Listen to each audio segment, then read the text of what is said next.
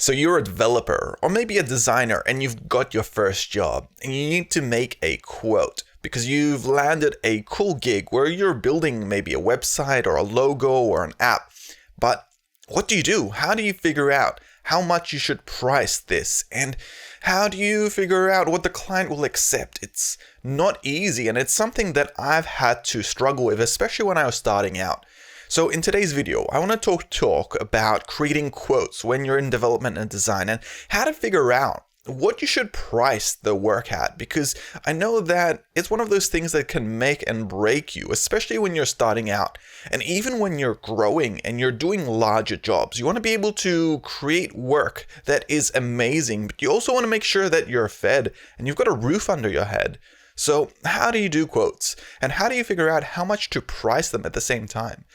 Now, for me, when I did start doing development and design, I had absolutely no idea what I was doing when I was creating my quotes. It was really just a guessing game. And when I had a look at the design and I tried to figure out how much time it would take to build it, I tried to estimate the bare minimum of what it would take to build it. And this was a bit of a mistake, because as we all know, when we're designing something or developing it, it isn't flawless. We don't get it perfect the first time around. We make mistakes, or the client makes mistakes, or there are things that we just didn't consider from both sides of the table, and all of these are things that you need to factor into the quote. So if you try to bleed your quote to the bare essentials, it means that you have no wiggle room at all when things don't go exactly as planned. So the very first tip that I have when you're doing quotes is not to estimate the bare essentials of what's required to develop something. Pad it out a little bit to really cater for mistakes and problems along the way, because they will appear. And when you have a bit more experience in development and design, you know what I'm talking about. And you probably cater for that. You might add 50% to the quote or your estimates, or you might already figure out how long it takes you to solve those problems when they do arise. But if you are starting out, you need to add a little bit extra there so that when things don't go perfectly, you can adjust for that.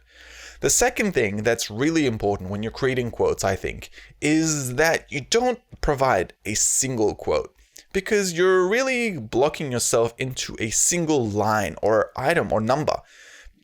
With development or in design, things can really take as long as they take. There is no one fixed amount to create a website or a logo. And as you know, when you're drawing, whether it's a Mona Lisa or even just a logo, if you spend more time on it, you will have a better result.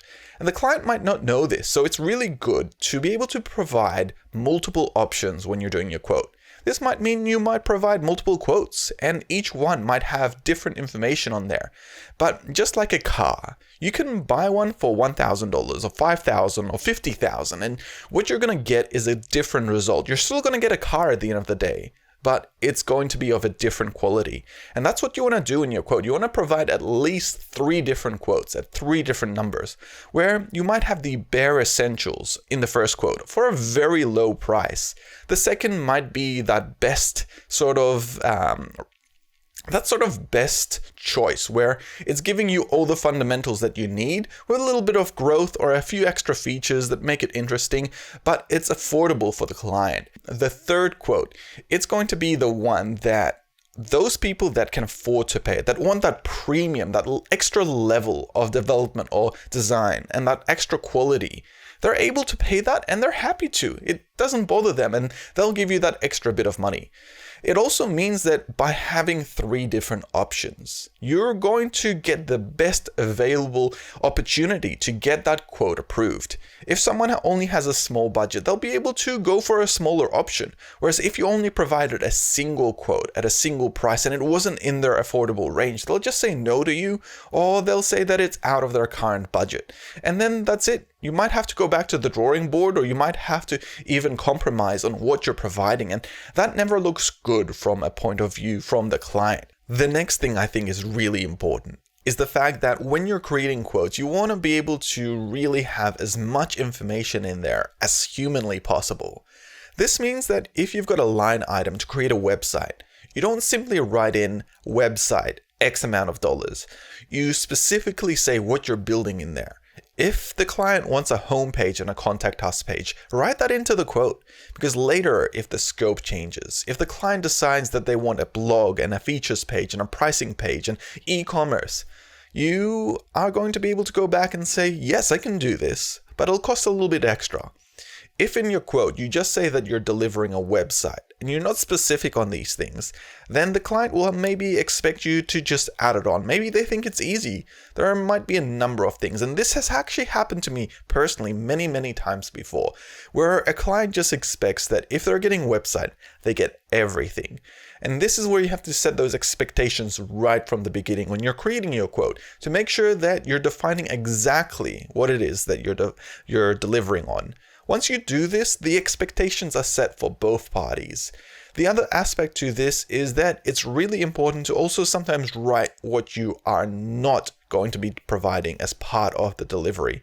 This might mean that you're not providing e-commerce, that you're not providing an unlimited amount of changes, because believe me when I say this, that a client might come back with a year's worth of changes where they might not be ready to go live because they want to change something back and forth 100 different times. And this has happened to me as well many times before. So this is something that I now put into my quotes, which is a limited amount of changes, a limited amount of revisions and content as well. Otherwise, you might be stuck doing that forever, and the website might not even go up live when you're finished with it. The other aspect that I think is important as well is to give a pricing plan for your quote. Pricing plans can be really up to you and how you work, but I know that from a client point of view, this is pretty important because a website can cost a lot of money. And if a client isn't ready to be able to pay that, they'll simply say no. So there's lots of different ways you can go about doing this in a quote. One of my favorites is simply giving them a few different options on how to pay. The first is obviously paying all of the amount upfront, which I think is really important. The other aspect is maybe giving them the option to pay 50% upfront and 50% on delivery. And these two options usually cover most of the plans that most clients need. But you can do other stuff. You can do payment options over 12 months where they pay maybe monthly on a portion of the total price. Or you could even figure out your own pricing plan if you have other alternatives, or maybe contra agreements, which essentially mean that you're providing services to and from to make sure that the quote really still provides the value that you're trying to get, but maybe they're providing something back in return, which is always kind of interesting, I suppose. But I think it is important to make sure that your pricing is down.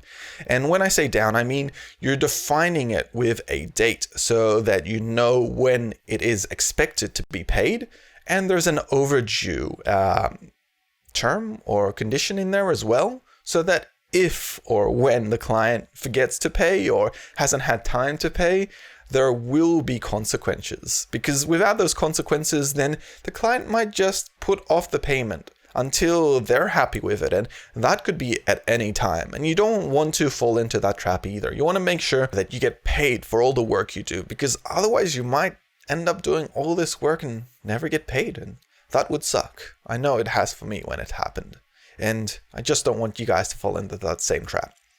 Anyway, I hope you guys enjoyed this video. If you did, hit like and subscribe. Otherwise, I'll see you in the next one. Thank you.